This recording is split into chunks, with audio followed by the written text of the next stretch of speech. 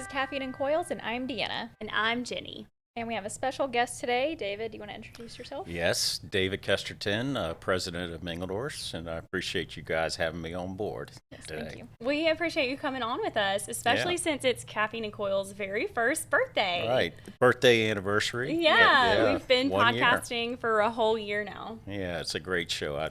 I enjoy listening and watching. Thanks for your support, David. Sure. It doesn't feel like a year. Does it feel like a year to you? It doesn't. That was the fastest year ever. What's our hot topic for today? Today we're going to talk to David about company culture and success in the HVAC industry. Oh, All this ought to right. be a good one. All right, I'm going to take the hat off. Okay. You gotta be a little more Like serious. serious questions here. All right. What makes a company successful in the aspect of company culture? So, a lot of companies are different, in their culture and everything. In our case, we're a very open company internally, and I do a lot of broadcasts, at least once a month broadcast, about what's going on with the company, our financials, just all around the footprint. And that is kind of how we've grown up through the years of being open and having everybody participate, so to speak, in building the company. And our culture's like that, and it's helped us be successful through the years. Okay. So, just a kind of a one-off question. How would you say you've handled some of the broadcasts that haven't been necessarily like a super positive report? How have you navigated that? Wow, what a good question there. I'm always about the glass half full. Okay, so if it's a bad month, you got to report on that, but you know that be positive. The next month will turn around. The next quarter will turn around. The next second half of the year will turn around, and you always got to have that in mind. And I think by projecting that in the broadcast, keeps everybody on a upward, positive thought.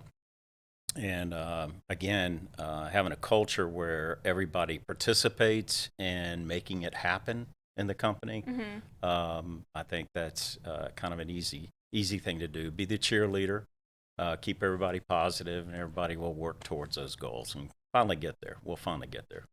Yeah, and I think as an employee, I appreciate the broadcast to just give me peace of mind if I ever feel any kind of anxiousness about the economy or, how things are going in the world. Yeah.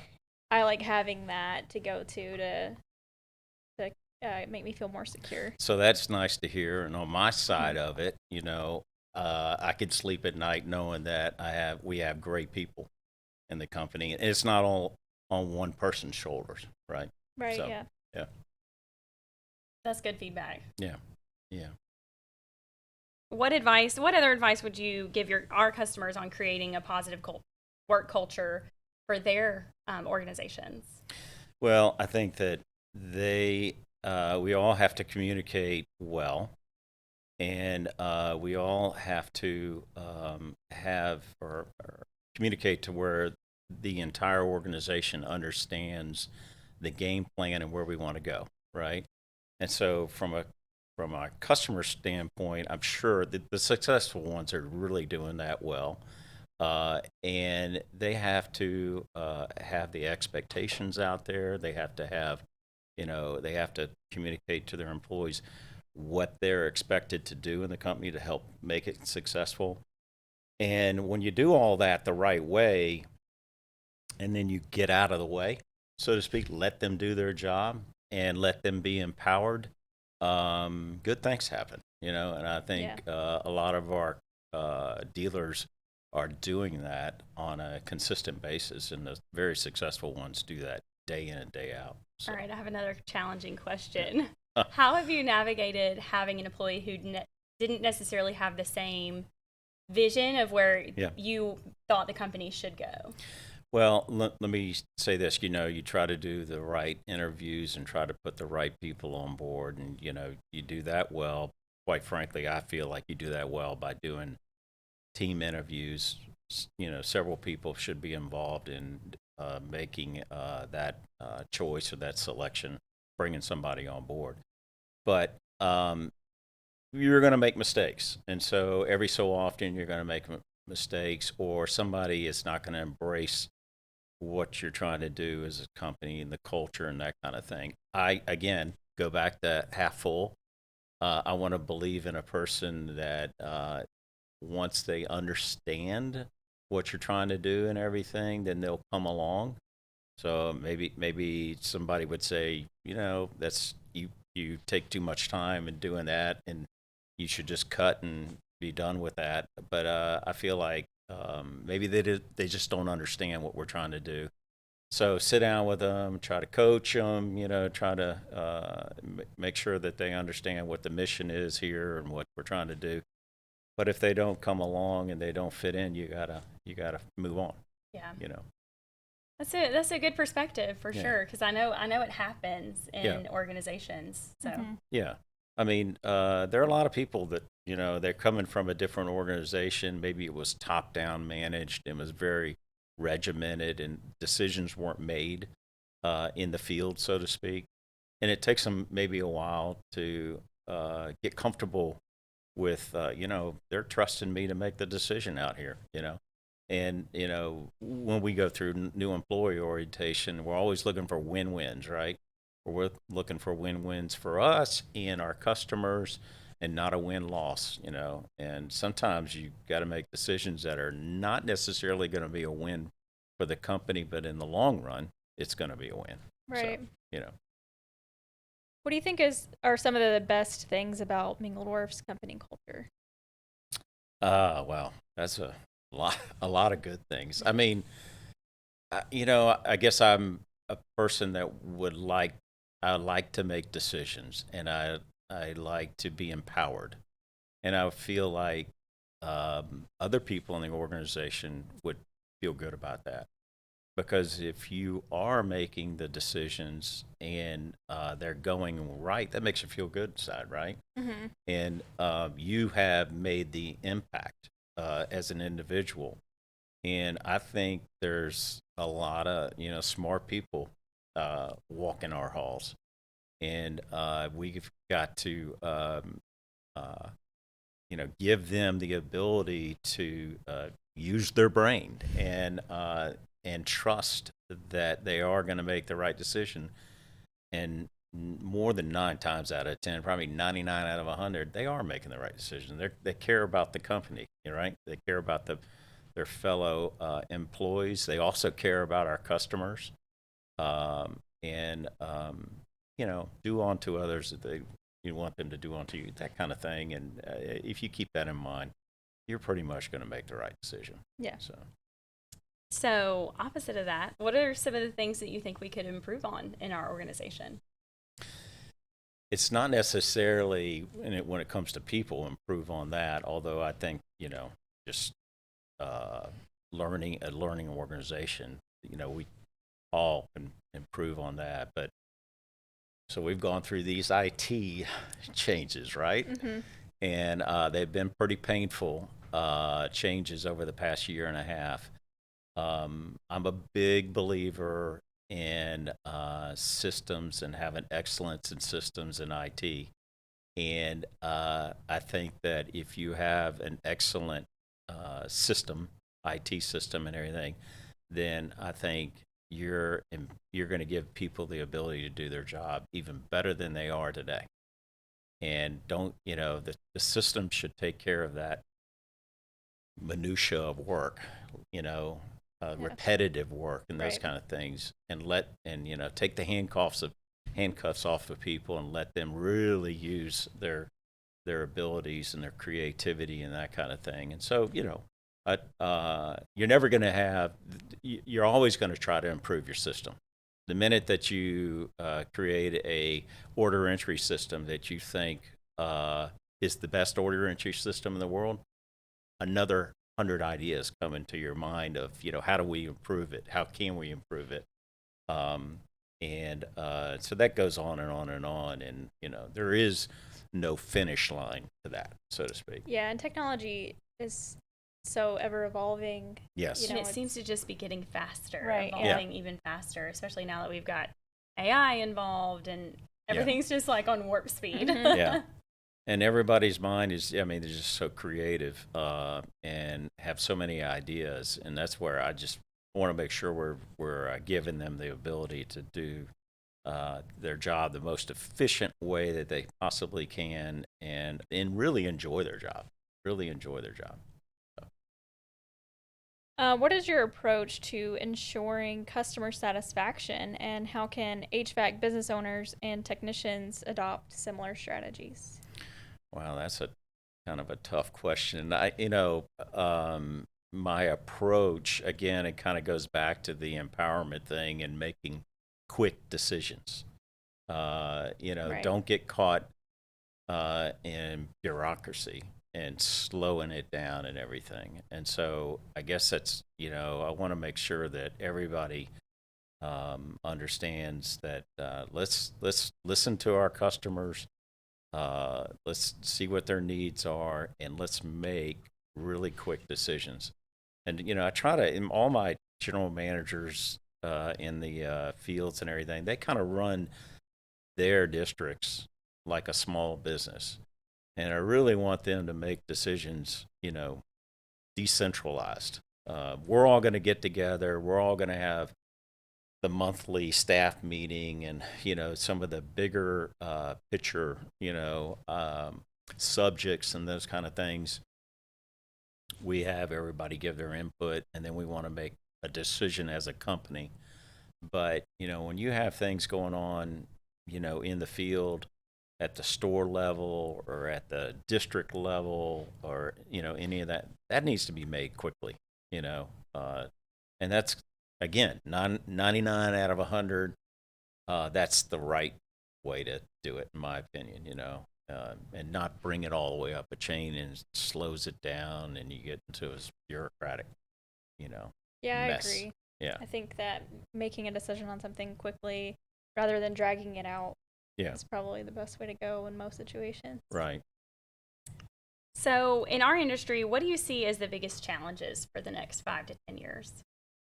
Well, there's been a ton of challenges, up to today. Some unforeseen challenges as right. well. I mean, you can throw COVID out because everybody had to deal with that, right? But the regulation changes that have occurred in our industry really over the last 30 years, but have accelerated in the last 5 and 10 years. They have, created a lot of change, and a lot of, I guess, inefficiency, so to speak. And the industry needs to kind of settle out. And I think it will after we go through this last refrigerant change. It'll settle down a little bit. We do have some, heating, gas heating proposals out there from the government. But I think it's going to be good. We went through the efficiency change recently. The EPA refrigerant change is coming on, and that's going to be some turbulence, so to speak. But I think we've got a good game plan. I think we're moving forward. I see a lot of this change as great opportunity, and so it has created opportunity for everybody, and it will continue to create opportunity. And I think the controls aspect, controlling the systems, whether you're talking about commercial, residential, I think there's a long runway there still to go. And, we all going to have much more efficient buildings, as we move forward into the future. Right. And that's actually a great segue into the next question, which is, what do you see as the biggest opportunities in the HVAC industry? So would you say it's the change in regulation or change in technology? It's change in technology, I think. We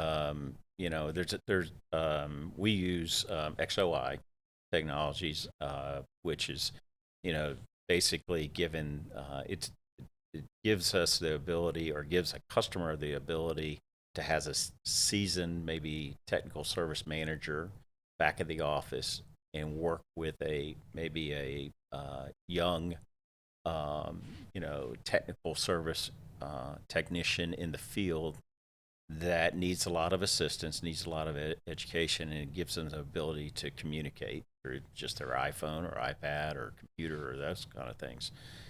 And the challenges and opportunities going forward are, we're hear this about technician shortage coming at us. It's actually started to happen, and we're going to have more and more difficulty in bringing our new technicians into the industry. I say that. I mean, it's not a difficulty. It's just going to be a shortage.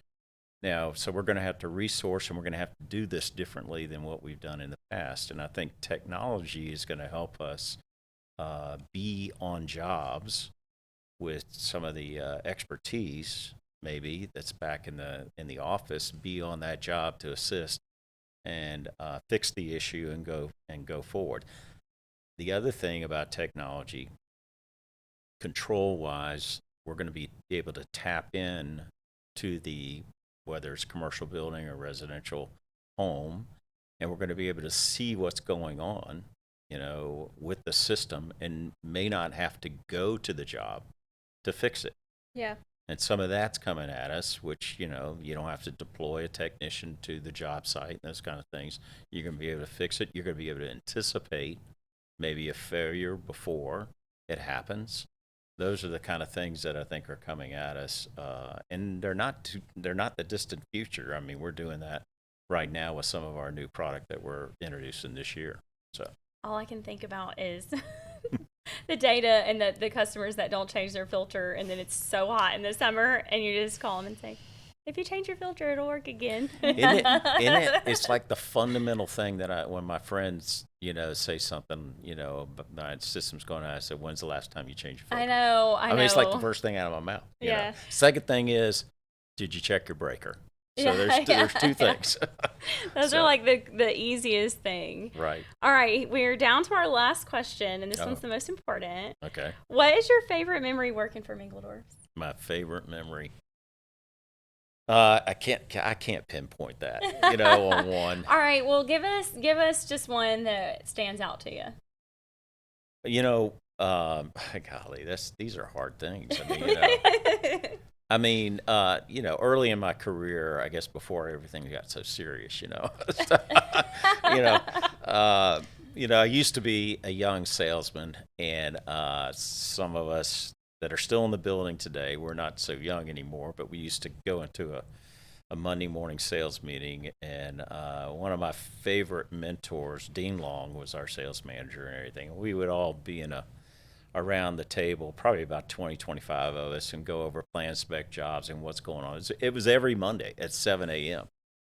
And, there's our little group, which we were all in our early 20s and everything. We couldn't help but cut up. And, we would talk about the people around the table, some of the older guys and everything. And obviously we would pick on Dean because he was the guy that was speaking all the time.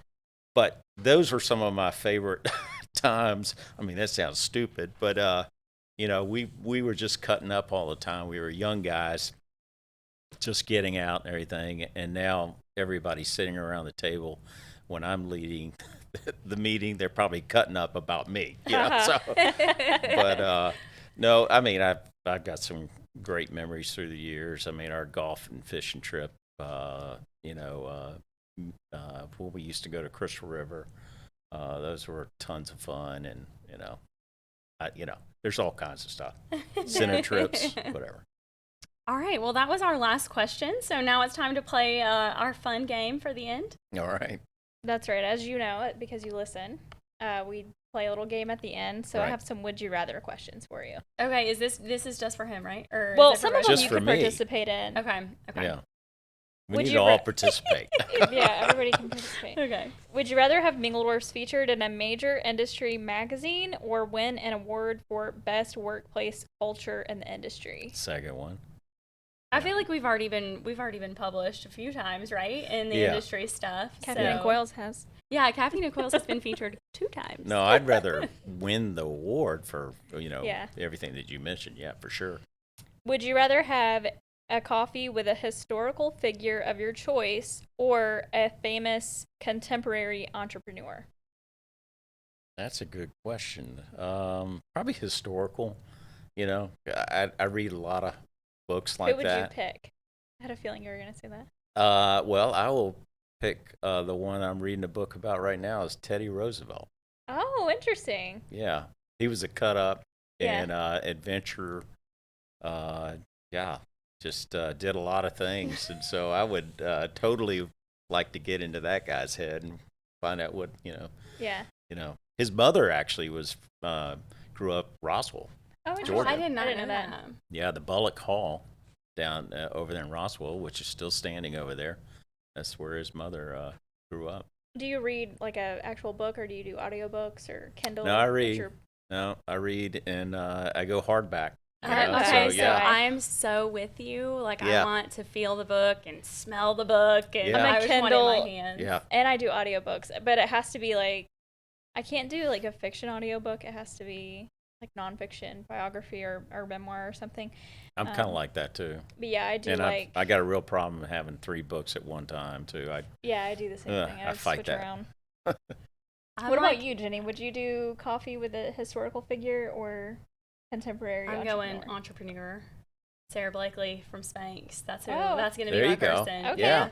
Yeah. Yeah, I'm actually taking an entrepreneur class as an elective for my master's right now, and I feel like I like it. Like, it's just been a lot. I've learned a lot about several different people and how their creativity correlates with their ability to be successful as an entrepreneur. Right. Right.